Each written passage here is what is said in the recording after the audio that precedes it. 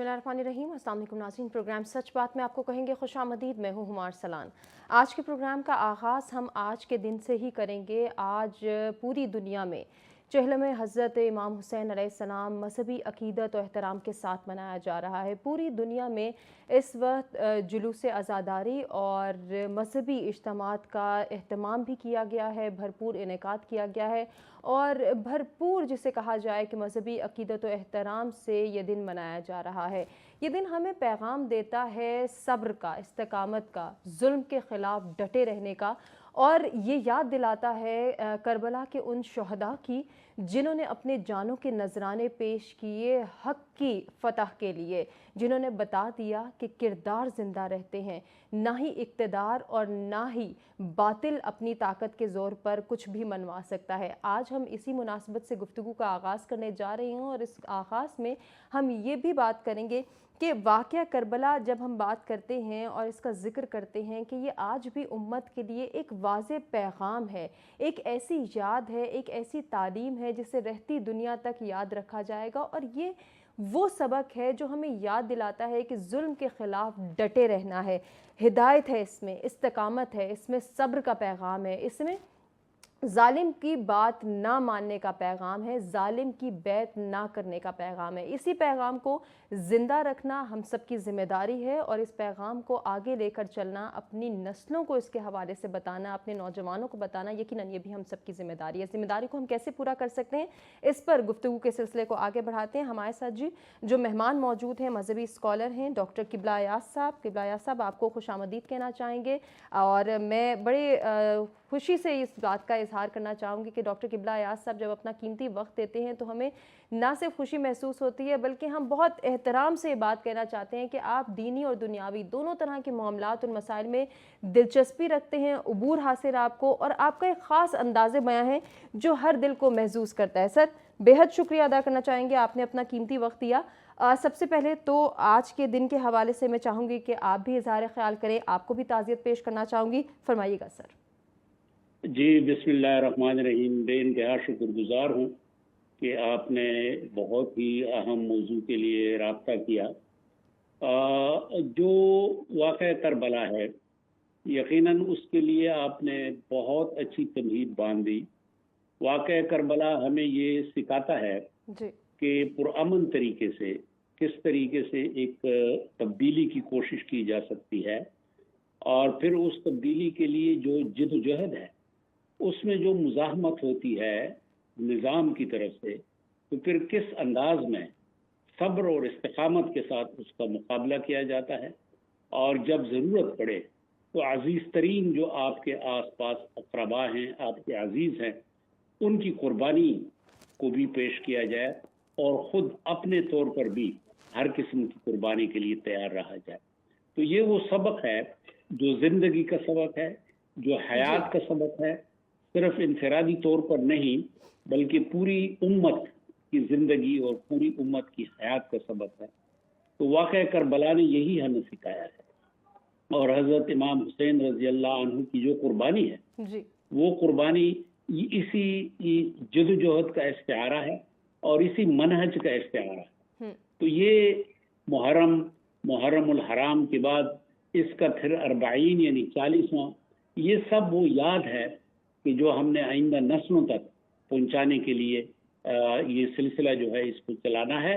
और यही मैं समझता हूँ कि आज के दिन की अहमियत है और आइंदा नस्लों तक ये पैगाम पहुंचाने का बहुत बड़ा जरिया है। यकीनन ऐसा ही है। डॉक्टर साहब, एक जानिब मैं चाहूँगी ज़रूर आप हमारे नाज़रीन की तवज्जो मरकूज़ करें कि अब हम देख रहे हैं कि इस वक्त लाखों की तादाद में ज़ायरीन करबला मोहल्ला में मौजूद हैं और जिस तरह से मजहबी जोशो जज्बा दिखा रहे हैं, अक़ीदत व एहतराम दिखा रहे हैं और एक ख़ास नज़्म ज़ब्त के तहत तमाम तर मामलात हो रहे हैं, पुरसा पेश किया जा रहा है। ये नज़्म ज़ब्त, ये अक़ीदत, ये एहतराम, एक दूसरे का लिहाज हम अपनी ज़िंदगियों में डेली रूटीन में किस तरह से शामिल कर सकते हैं? बहुत अहम बात की तरफ आपने तवज्जो दिलाई।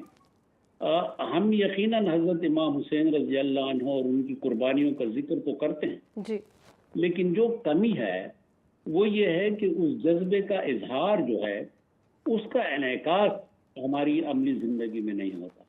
یہ جو اس وقت ہم ترتیب دیکھ رہے ہیں، لاکھوں لوگ یہ زائرین ہیں، لیکن جس ترتیب سے وہ سفر کر رہے ہیں اور جس ترتیب سے ان کی مشی ہے، پیدل بھی لوگ جا رہے ہیں، کاش ہم اس کے بعد بھی اپنی زندگی میں اس کو منعکس کرا لیں اور اسی ترتیب کے ساتھ.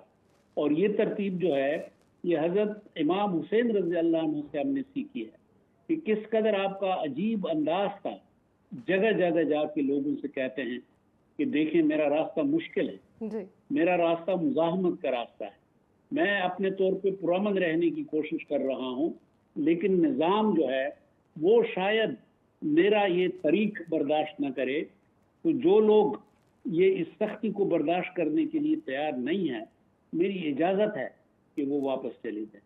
رضاکارانہ طور پہ لوگوں کو اجازت دے رہے ہیں. اور ایک وقت تو ایسا آتا ہے کہ آپ چراغ گل کر دیتے ہیں اور لوگوں سے کہتے ہیں کہ اگر کوئی جانا چاہتا ہے تو چراغ گل ہیں، کسی کو کوئی ندامت نہ ہو، کسی کو کوئی آر نہ ہو، تو وہ واپس چلا جائے. تو میں سمجھتا ہوں کہ یہ ایک بہت بڑا سبق ہے، اور یہ سبق ہے ایک نظم کا، ایک ترتیب کا، جدوجہد کے ایک میدان کا اور قربانی کے ایک طریق کا. تو میں سمجھتا ہوں کہ آج ہمیں بھی اپنی زندگی میں یہ اسباق جو ہیں اور یہ تعلیمات جو ہیں یہ لانے چاہیے، اور یہی ترتیب، یہی انداز، اس کو ہم نے جو ہماری عملی روزمرہ کی زندگی ہے اس میں یہی اصول اپنانا چاہیے. یقیناً ایسا ہی ہے. ڈاکٹر صاحب آج کی آپ نے بات کی، آج ہم دیکھ رہے ہیں ہمارے ارد گرد جنگ کا ماحول ہے، انتشار کا ماحول ہے.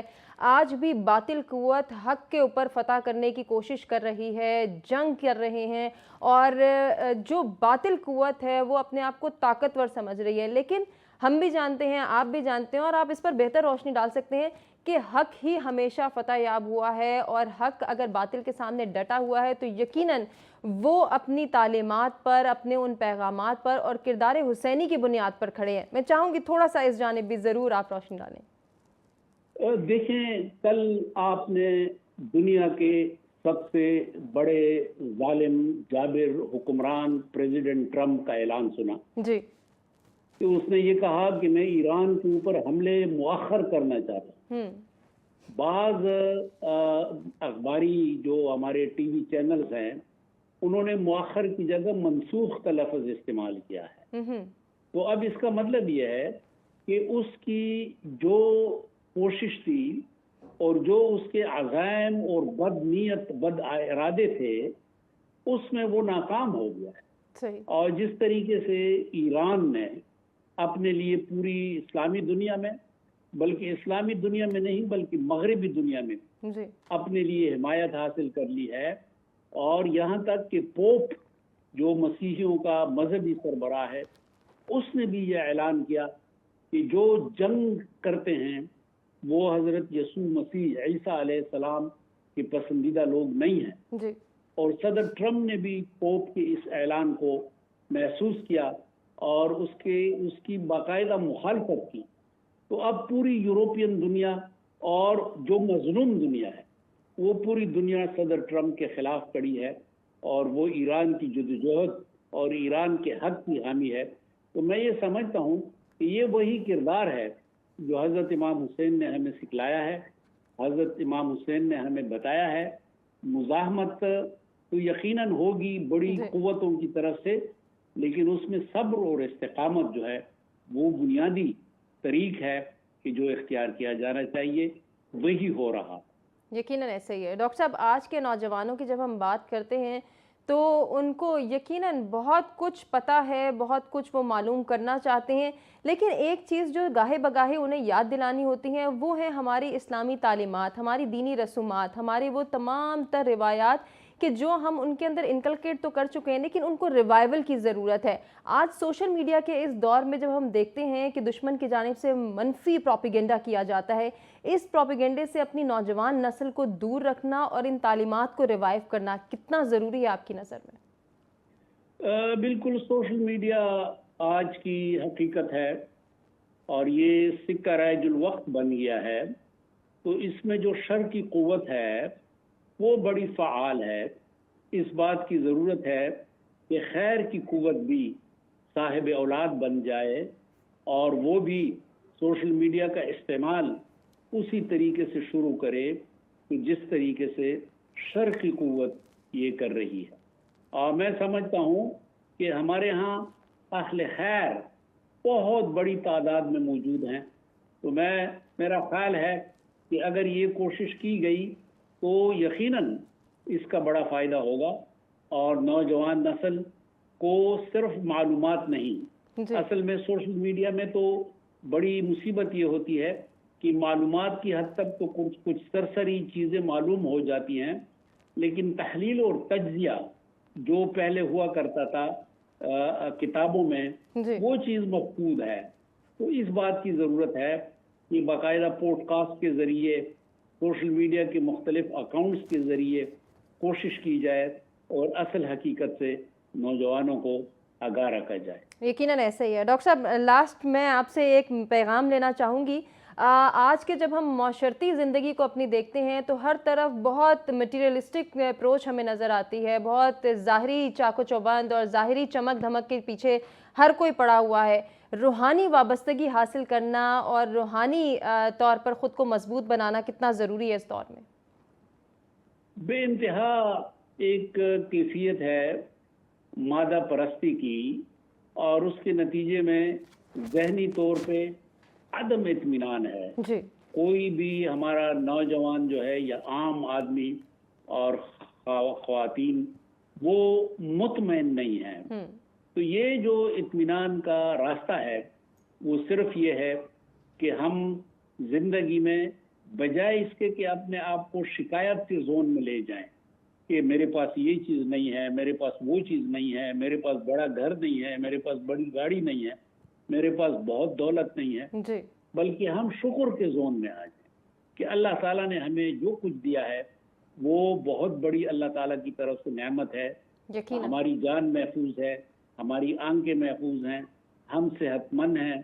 تو شکر کی زون میں اگر ہم آ جائیں تو میں سمجھتا ہوں کہ ہماری روحانی بالیدگی میں اضافہ ہوگا. یقیناً ہوگا. اور یہ 40 کا ایک ایسا موقع ہے جو ہمیں صبر، استقامت اور شکر کا یاد دلاتا ہے اور تعلیمات دیتے ہیں. بہت شکریہ ادا کرنا چاہیں گے ڈاکٹر قبلہ ایاز صاحب آپ کا، آپ نے اپنا قیمتی تجزیہ پیش کیا. پروگرام کے اس حصے میں ہم گفتگو کرنے چاہ رہے ہیں امریکہ ایران جنگ کی صورتحال کے حوالے سے بات کریں گے. کچھ ابھی بھی موقف میں تضاد نظر آ رہا ہے دونوں کی جانب سے، امریکہ ایران کی جانب سے، لیکن جو سٹیٹمنٹ سامنے آ رہی ہیں بالخصوص آبنائے ہرمز کے حوالے سے اگر بات کریں تو اس کی بندش برقرار ہے. دوسرے راستے کی بات ہو رہی ہے جس کو ایران کے جانب سے جو ہے وہ موقف اختیار کیا گیا ہے کہ ایران دوسرے راستے کی اجازت نہیں دے گا. جبکہ صدر ٹرمپ کی اگر بات کریں تو ان کی سٹیٹمنٹ قابل غور بھی ہے اور اس پر بحث و تکرار کا سلسلہ بھی جاری و ساری ہے. وہ کہتے ہیں کہ ایران کو تباہ کن کارروائی سے پہلے آخری موقع دینا چاہتا ہوں. اب یہ آخری موقع کیا کسی ڈیل کی صورت میں ہوگا، مذاکرات کی صورت میں ہوگا، یا پھر کچھ دیگر آپشنز پر غور کرنے کی بھی بات کی جا رہی ہے؟ وہ دیگر آپشنز کیا ہیں امریکہ کی جانب سے، اس کو ہم ڈسکس کریں گے ان ڈیٹیل. اور جو مہمان گرامی ہمارے ساتھ موجود ہے تعارف کراتے ہیں، ان سے گفتگو کا باقاعدہ آغاز کرتے ہیں. 2 سینئر ماہر عالم امور ہمارے ساتھ موجود ہیں. ڈاکٹر سعید احمد رڈ صاحب ہمیں جوائن کریں، ڈاکٹر رضوان نصیر صاحب ہمیں جوائن کریں. آپ دونوں کو خوش آمدید کہنا چاہیں گے. ڈاکٹر سعید احمد رڈ صاحب، سر آپ سے گفتگو کا آغاز کرتے ہیں. ابھی تک جو صورتحال ہمارے سامنے آ رہی ہے اس میں ٹرمپ کا یہ بیان کہ تباہ کن کارروائی سے پہلے ایک آخری موقع دینا چاہتا ہوں، امریکہ کی جانب سے یہ آخری موقع کیا ہے؟ جی یہ ٹرمپ کا آپ کو جو طریقہ واردات ہے وہ یہی ہے، آپ ریپیٹ کرتے ہیں وہ اس طرح سے. ابھی آپ نے دیکھا کہ انہوں نے ابھی کہا ہے کہ قطر اور جو ہے وہ یو اے ای کے کہنے پہ میں اب جو ہے وہ یہ موقع ان کو دے رہا ہوں، اور جو ہے وہ اگر وہ نہیں مانے تو پھر کارروائی ہوگی. اور اس میں جو ابھی جو ریسنٹ اطلاع ہمیں مل رہی ہیں، جو کرنٹ اطلاعات ہیں، وہ یہ ہے کہ کافی حد تک معاملات طے ہو گئے ہیں. یعنی اس میں یہ بھی نظر آ رہا ہے کہ جو آپ بات کر رہی تھی نا راستے والی، تو ایران کی طرف سے بھی یہ ابھی رائٹرز کی رپورٹ جو کہ سب نے دی ہے اس میں یہ آیا ہے کہ ایران نے کہا ہے کہ وہ ان باؤنڈ جو ہے جو جہاز یعنی جو ہے اس میں اسٹریٹ آف ہرمز میں داخل ہوں گے تو ان کے لیے جو ہے وہ یہ ہوگا کہ وہ ایران کے راستے سے داخل ہوں گے، اور جب واپس آئیں گے آؤٹ باؤنڈ तो वो जो है वो ओमान के रास्ते से आएंगे। लेकिन उस पे भी ये होगा कि ईरान जो है वो उस पे नज़र रखेगा और उसकी जो इजाज़त है वो मान देगा, लेकिन ईरान को उसकी आगाही देनी पड़ेगी। तो ये इस तरह का कुछ जो है वो फ्रेमवर्क बनाया जा रहा है। और इसमें ये भी है कि ये फ्रेमवर्क जो है वो कोई मुस्तकिल फ्रेमवर्क नहीं है। ये फिलहाल जिस तरह से पहले आपको पता है कि एमओयू साइन हुआ था वो 2 मंथ्स का था, तो ये कोई 3 मंथ्स का सुनने में आ रहा है कि ये जो अरेंजमेंट हो रही है वो 3 मंथ्स की है।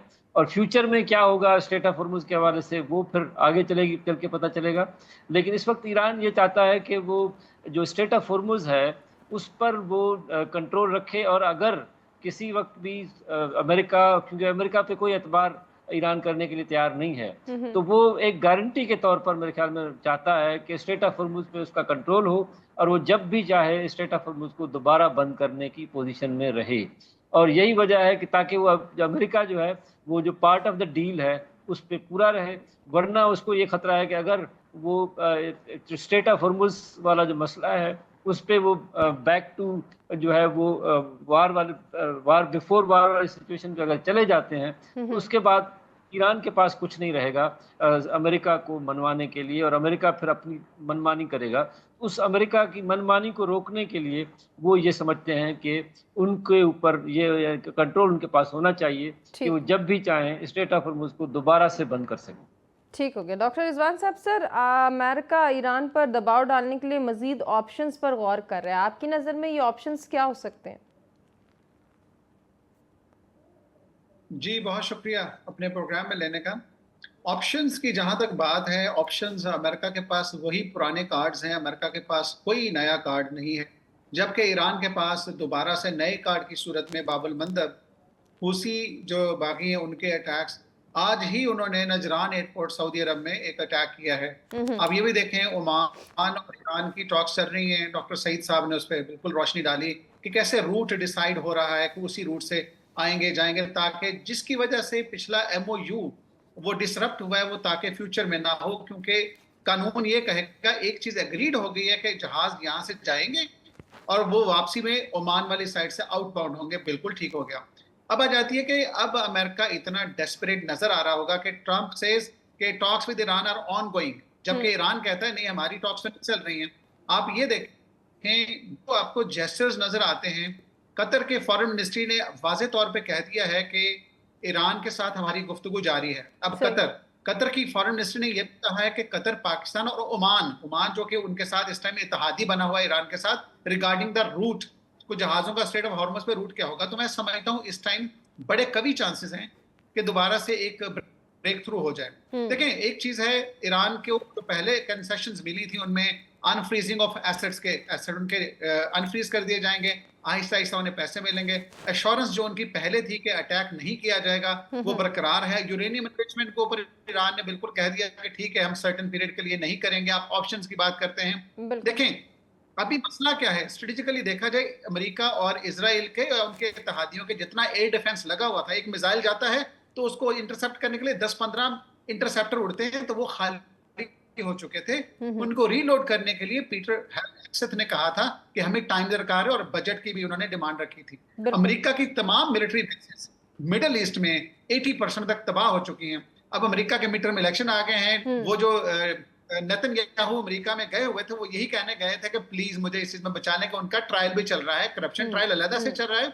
और दूसरा जो और इस वक्त की आप बात करें ना सर, आपकी इजाजत से एक और अमेरिकन सदर को जो धचका लगा है मैं उसका भी तस्करा करना चाहूंगी, आप जरूर अपनी बात में इसको भी कोट कीजिएगा। 25 डेमोक्रेटिक रियासतों ने ट्रंप इंतजामिया के खिलाफ मुकदमा भी दायर कर दिया। जी देखें, अभी इसी पे आता हूं कि अब ट्रंप के पास कौन से रह गए टारगेट्स। जंग का एक असूल होता है कि आपने मिलिट्री टू मिलिट्री टारगेट्स करना है, सिविलियन को टारगेट नहीं करना। बैनुल अक़वामी कानून के मुताबिक अगर सिविलियन टारगेट्स करेंगे तो आप वॉर क्रिमिनल ठहरेंगे।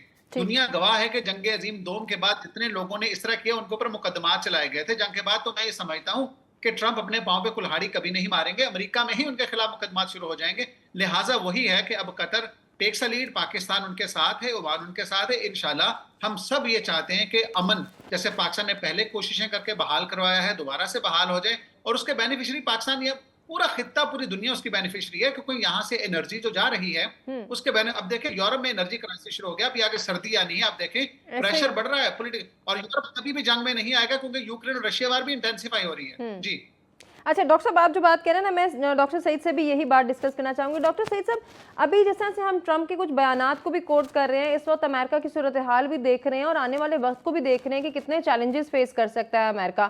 سر، ایک چیز ٹرمپ کے بیانات کو جب ہم دیکھتے ہیں، ایک جانب وہ کہہ رہے ہیں تباہ کن کارروائی سے پہلے موقع دینا چاہتا ہوں، میری ترجیح ہے کہ ڈیل ہو جائے، اگر ایران نے معاہدہ نہ کیا تو پھر کارروائی کریں گے. آخر امریکن صدر کے دماغ میں ایسی کیا چیز ہے جسے وہ ڈیل، مذاکرات اور معاہدے کا نام دے رہے ہیں؟ میرے خیال میں کافی حد تک ٹرمپ صاحب پھنس چکے ہیں اس پورے گیم میں. یعنی امریکن انٹریسٹ کے حوالے سے، ٹرمپ کے انٹریسٹ کے حوالے سے تو دیکھا جائے تو اس میں نرا ان کو نقصان ہوا ہے، اور جو سچویشن اس وقت ہے اس سے نکلنا ان کے لیے بہت مشکل ہو رہا ہے. اور جس طرح سے بتایا ڈاکٹر صاحب نے بھی کہ جو حالات ہیں اندر کے ان کے، وہ بھی بہت خراب ہیں، اور جو انٹرنل اپوزیشن ہے وہ اپنی جگہ پہ ہے، جس طرح سے آپ نے بھی حوالہ دیا. تو اس طرح سے جو ہے وہ ہم دیکھتے ہیں کہ ٹرمپ کافی مشکل صورتحال میں ہے. انہوں نے ابھی ایک اور بھی آپ نے دیکھا کہ بیان دیا ہوگا کہ یہ وار کبھی آف ہو جاتی ہے، کبھی آن ہو جاتی ہے، اور جیسے بٹن جو ہے وہ ٹرمپ نے اپنے پاس رکھا ہوا ہے، اور وہ اسٹیٹمنٹ دیتے ہیں تو وار آن ہو جاتی ہے، اور پھر اسٹیٹمنٹ اس کے الٹی دیتے ہیں تو پھر وہ آف ہو جاتی ہے. اور اس میں ایک اور بات بھی بڑی مزیدار انہوں نے کی کہ اس میں جو آئل انڈسٹری ہے اس نے بہت کچھ کما لیا ہے. تو آئل انڈسٹری کو کموایا کس نے ہے؟ وہ تو ٹرمپ نے کموایا نا. ان کو قیمتوں کو کبھی اوپر کر کے کبھی نیچے کر کے، ان کی دل کرتی ہے تو آئل کی قیمتیں بڑھ جاتی ہیں. ابھی یہ آیا ہے کہ کتنا بڑا نقصان جو ہے وہ اس وقت آئل انڈسٹری کو ہوا ہے، لوگوں کو کتنا، لیکن آئل بیچنے والوں کو کتنا فائدہ ہوا ہے یہ بھی تو دیکھیں نا. کہ جو شیل ہے اس کے جو ہے کدھر چلے گئے، آرامکو کو کتنا فائدہ ہوا ہے، شیل کو فائدہ ہوا ہے. جو بھی آئل کے جو بڑے جو یعنی ڈیلر ہیں وہ تو سب مزے میں ہیں. عوام سارے ریجنز کی، دنیا کی جو ہے وہ تباہ ہے. اور یہ سارا ٹرمپ صاحب جو ہے وہ کرتے ہیں، بیان دیتے ہیں. اور اس میں تھوڑا سا یہ بھی یعنی اس کو کنسپریسی تھیوری اگر سمجھیں تو یہ بھی ہو سکتا ہے کہ آئل کے یہ جو ڈیلرز ہیں ان کا کوئی ٹرمپ کے ساتھ لگتا ہے کوئی ایگریمنٹ ہے کہ ٹرمپ ان کے لیے کبھی آئل کو اوپر کرتے ہیں کبھی نیچے کرتے ہیں، اور پھر ان کے مزے ہوتے ہیں. اور اب وہ شکایت بھی کر رہے ہیں کہ انہوں نے بہت کما لیا. صحیح. ڈاکٹر رضوان صاحب، سر آپ ایگری کر رہے ہیں اس بات سے؟ ہی آئل کے جو ڈیلرز کی بات کریں کہ ٹرمپ صاحب سے ان کا کوئی خاص کوئی ایگریمنٹ چل رہا ہے، کوئی خاص مفاد چل رہا ہے؟ ڈاکٹر صاحب نے بڑی لاجیکل بات کی ہے. یہ پوری دنیا جانتی ہے کہ ڈونلڈ ٹرمپ جو ہے نا، وہ ہی is a transactional president. Transactional in a way. He is making a lot of money. His family is getting a lot of money. His cronies are making a lot of money out of this war. اب دیکھیں جتنی جنگ ہوئی ہے اس میں آپ کو پتا ہے کہ اچانک ایک سٹیٹمنٹ یو ایس پریزیڈنٹ کی طرف سے اس میں ہوتا تھا کہ ڈیل ہونے لگی ہے تو آئل پرائسز سٹیبلائز ہو جاتی تھی، اور انٹرنیشنل جو دیکھیں امریکہ کی اسٹاک مارکیٹ بھی سٹیبلائز ہو جاتی تھی، جو کہ مندی کا رجحان ہوتا تھا. ابھی یہ دیکھیں کہ جو وار انڈسٹری ہے اس کا اگر مطالعہ کیا جائے تو امریکہ میں جب جنگ ہوتی ہے اس میں جو خاص طور پہ ریپبلکنز کے لوگ ہیں، سینیٹرز ہیں، ان کے شیئرز ہیں اس میں ڈیفنس انڈسٹری میں، جو ملٹری کمپلیکس ہے اس کے اندر جو جنگ ہوگی اس میں ان کو فائدہ ہوگا. تو آپ دیکھیں امریکہ کی ریسنٹ ہسٹری جنگوں سے بھری پڑی، اور وہ جنگ اننیسیسری وار ہیں. اس میں میں نہیں کہتا، اس پہ میر شائمر کہتے ہیں جو کہ امریکہ کے دنیا کے سب سے سیلیبریٹڈ اسکالر، وہ کہتے ہیں اننیسیسری وار تھی. افغانستان کی، عراق کی، لیبیا کی، سیریا کی ساری جنگوں کو گنے، ایون ایران کی اننیسیسری وار ہے. تو میں یہ کہنا چاہوں گا کہ سعید صاحب نے جو کہا آئی انڈورس دیٹ پوائنٹ کہ امریکہ میں جب جنگ ہوتی ہے اس میں ایک خاص طبقے کو فائدہ ہوتا ہے. اور ڈونلڈ ٹرمپ نے ان کی انرجی کے اندر ایسٹس دیکھیں، شیئر دیکھیں. اچھا، ریپبلکن سینیٹرز کا آپ نے تذکرہ کیا، ان کی جانب سے بھی یہی سٹیٹمنٹ آ رہی ہے کہ اگر ایران نے معاہدہ نہ کیا تو پھر سخت شدید بمباری کی جائے گی. جی اگر آپ دیکھیں کہ بمباری، میں ونس اگین وہی کہنا چاہوں گا کہ بمباری تب ہوتی ہے جب ٹارگٹس ہوں. آپ کیا سمجھتے ہیں کہ نیتن یاہو جس کے کہنے پر ڈونلڈ ٹرمپ نے جنگ چھیڑی، نیتن یاہو یا امریکہ جو اسرائیلی لابی ہے ایپیک، امریکن اسرائیل پبلک افیئرز کمیٹی، وہ اتنی پاورفل ہے کہ ٹرمپ نے امن کر بھی لیا، ایم او یو کر بھی لیا، اس کے بعد دوبارہ جنگ میں اس طرح آگے کہ جیسے کہ نئی جنگ شروع کی ہے. ابھی جو کانگریس کا ڈاکٹر رضوان صاحب بڑی اہم جانب آپ اشارہ کریں، گفتگو ہو رہے ایران امریکہ جنگ کے حوالے سے، اسی کو کنٹینیو کریں گے. ڈاکٹر سعید احمد صاحب آپ سے کنٹینیو کرنا چاہیں گے. سر بریک پہ جانے سے پہلے جو بات ہو رہی تھی، ایک تو آبنائے ہرمز کے کنٹرول کے حوالے سے بات ہو رہی تھی، کچھ اطلاعات ایسی بھی آ رہی ہیں کہ باب المندب کو بھی بند کیا جا رہا ہے. امریکہ اگر ڈیل کرنا چاہتا ہے، معاہدہ کرنا چاہتا ہے یا پھر مذاکرات کے ذریعے معاملات حل کرنا چاہتا ہے، تو پھر یہ دھمکیاں آمیز اسٹیٹمنٹس، یہ تھریٹ دینا، یہ کہہ دینا کہ دوسری جنگ عظیم جیسی کارروائی کریں گے، شدید بمباری کریں گے اور تباہ کن کارروائی کرنے کے لیے تیار ہیں، یہ اسٹیٹمنٹس کیوں دی جا رہی ہیں پھر؟ یہ جس طرح سے پہلے میں نے کہا کہ ٹرمپ کا اسٹائل ہے، وہ اس طرح کی اسٹیٹمنٹ دیتے ہیں، اس سے جو ہے وہ مجھے لگتا ہے کہ وہ جو میں نے پہلے کنیکشن بھی کیا تھا نا کہ یہ ایک تو وہ جو آئل کی پرائسز کو اوپر نیچے کرنے میں بھی ان کی یہ اسٹیٹمنٹس کافی کام آتی ہیں، اور دوسرا یہ ان کا کوئی طریقہ ہی اس طرح سے آپ دیکھیں. اس کے علاوہ بھی جو کنفلکٹس ہیں ادھر بھی ان کے جو اسٹیٹمنٹ ہوتے ہیں اسی طرح سے اپس اینڈ ڈاؤنس کے ہوتے ہیں، اور ان کی اسٹیٹمنٹ کوئی ریلائبل نہیں ہوتی اور کوئی اس کو سیریسلی نہیں لیتا. اور یہ ایران نے بھی کافی مرتبہ اس کی ایکسپلینیشن دی ہے کہ وہ ٹرمپ کی جو اسٹیٹمنٹ ہے اس کو بالکل بھی سیریس نہیں لیتے. اور وہ یہ ثابت بھی ہوا ہے وقت کے ساتھ کہ ٹرمپ صاحب جب اسٹیٹمنٹ دیتے ہیں تو اس میں واقعی اس کی مطلب یہ نہیں ہوتا کہ وہ کر گزریں گے، وہ پھر دیکھیں گے کہ اس میں کیا سچویشن ہے، کس طرح سے ہے. کچھ وہ چیزیں کر گزرتے ہیں، کچھ وہ نہیں کرتے ہیں، تو اس میں بڑا مشکل ہوتا ہے اس وجہ سے پریڈکٹ کرنا کہ وہ کون سی بات جو کر رہے ہیں وہ واقعی سچ کہہ رہے ہیں اور وہ دل سے کہہ رہے ہیں اور اس پہ عمل بھی کریں گے، اور کون سی بات وہ ویسے ہی کر رہے ہیں. تو یہ ایک بڑا سوال یہ بھی تو ایگزسٹ کر رہا ہے نا کہ کیا مڈ ٹرم الیکشن سے پہلے معاملات سلجھ جائیں گے؟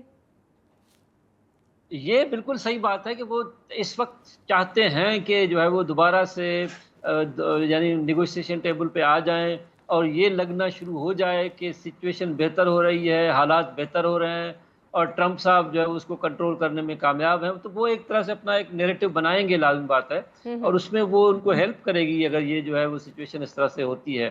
تو مجھے لگتا ہے کہ یہ جو ابھی بھی ڈیل ہوگی تو وہ بھی کوئی کتنی پائیدار ہوگی یہ کرنا بہت مشکل ہے.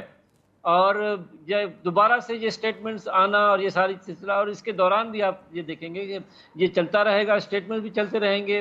اسرائیل کی جو ہے وہ یعنی لیبنان پہ بمباریاں اور مسئلے مسائل اور وہ جو ایگریمنٹس کبھی ہو رہے ہیں نہیں ہو رہے ہیں، یہ سارا ڈرامہ جو چل رہا ہے یہ اسی طرح سے چلے گا، اور یہ تھوڑا سا اس میں تھوڑا سا سکون آئے گا، لیکن یہ مسئلہ اسی طرح سے چلتا رہے گا. یہ کوئی جلدی ریزالو ہوتا ہوا نہیں لگ رہا. صحیح. ڈاکٹر رضوان صاحب، سر آپ کو بھی ایسے ہی لگ رہا ہے کہ یہ معاملات جوں کے توں رہیں گے اور کبھی ہلکی پھلکی چھیڑ چھاڑ ہوگی، کبھی حالات لگے گا کہ نارمل ہو رہے ہیں، لیکن اگر یہ تمام تر چیزیں اسکرپٹڈ ہیں تو پھر اس کا آؤٹ کم یا رزلٹ کیا ہوگا ہمارے سامنے؟ دیکھیں، میں تو یہ دیکھتا ہوں کہ اگر آپ امریکہ اور اسرائیل کی وار اسٹریٹجی کے اوپر تھوڑا غور کریں تو ایک چیز تو واضح نظر آتی ہے کہ امریکہ اور اسرائیل نے سب سے پہلے تو ایران کے جو نیوکلیر کے سائنٹسٹ تھے ان کو مارا، اس کے بعد انہوں نے ان کی لیڈرشپ کو ختم کیا، اس کے بعد انہوں نے جو ان کی یہ ساری کی ساری پراکسیز ہیں ان کو ختم کرنے کے لیے کیا. پہلے انہوں نے پراکسیز جن کی تھی قاسم سلیمانی اس کے ماسٹر مائنڈ تھے ان کو ختم کیا.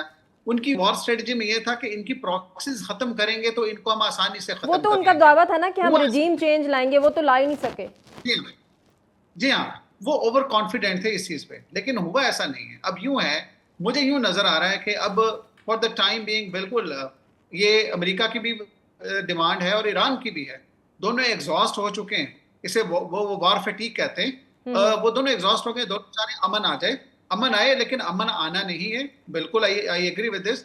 اب اسرائیل کے لیے ایگزسٹینشیل تھریٹ ہے ایران کو کسی نہ کسی طرح سے ختم کرنا. اگر آپ پرانی جنگیں پڑھیں تو سب سے پہلے ایجپٹ تھا. انور سادات سے پہلے جو جمال عبد الناصر تھے انہوں نے اس ایجپٹ کے 200-300 جہاز کھڑے تباہ کر دیے تھے کہ ان کی تھریٹ ہے. آپ دیکھیں جو جارڈن ہے یا سارے کے سارے ان کے ساتھ پھر انہوں نے ان کو اس طرح سے کر دیا کہ تھریٹ نہ رہ کے. سیریا بھی ایسے ہی کیا، سیریا میں رجیم چینج ہو گیا. تو ان کی وار اسٹریٹجی یہی ہے کہ انہوں نے ایران کو کسی نہ کسی طرح سے یا تو رجیم چینج کرنا ہے یا پھر ایران کو اس قابل نہیں چھوڑنا کہ ایران کل اسرائیل کو چیلنج کر سکے.